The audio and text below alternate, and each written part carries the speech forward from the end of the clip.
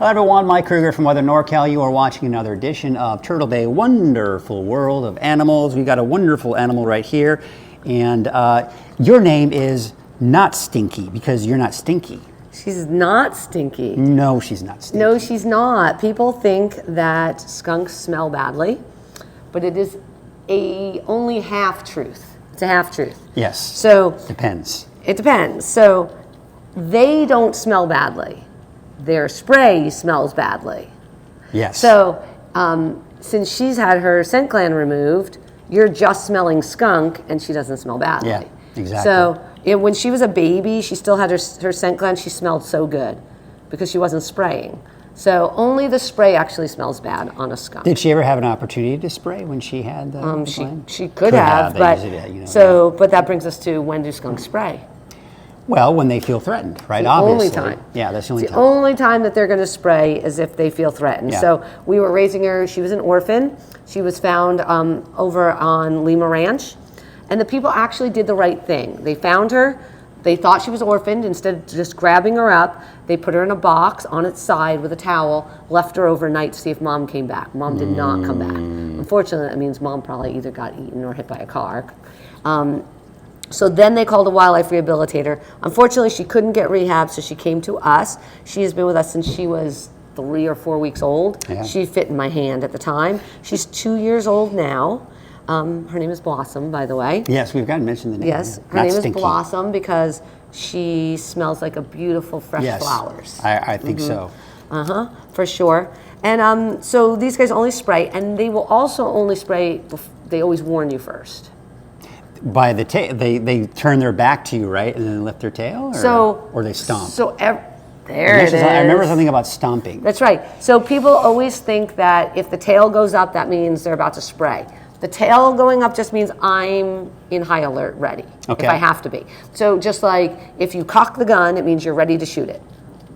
You're not necessarily shooting it, but you're ready. Hey, listen, I got the gun. I got it. I mean business. I mean business, and it's cocked and ready to go if it needs to. That's what the tail up means.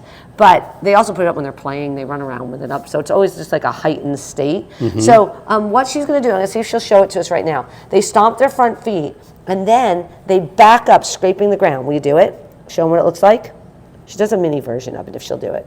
Right now, she's like, no, I just want to go hang out with Mike. There's a whole lot of food. And scrape for us. Like that. But that's pathetic. Can you do better? There you go. And one more time. And again. Do it one more time. She said, you already said one more. That's a good one.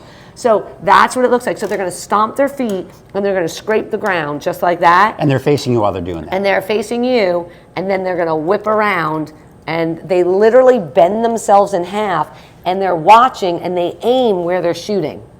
Oh, so they turn their front side and they aim like looking through that scope. Okay. You know, it's like that whole thing, right? I don't know. I watched those cop shows. And, they got the light and the gun at the same time, right? Yep. It's like we're watching. Exactly what we're doing. We're watching and aimed at the same exact time, and then they can shoot accurately 14 feet. Wow. Yes. So you can a lot of times, and they're nocturnal, right? So they're usually up. Are they nocturnal? Yeah, they're nocturnal, but they're more crepuscular.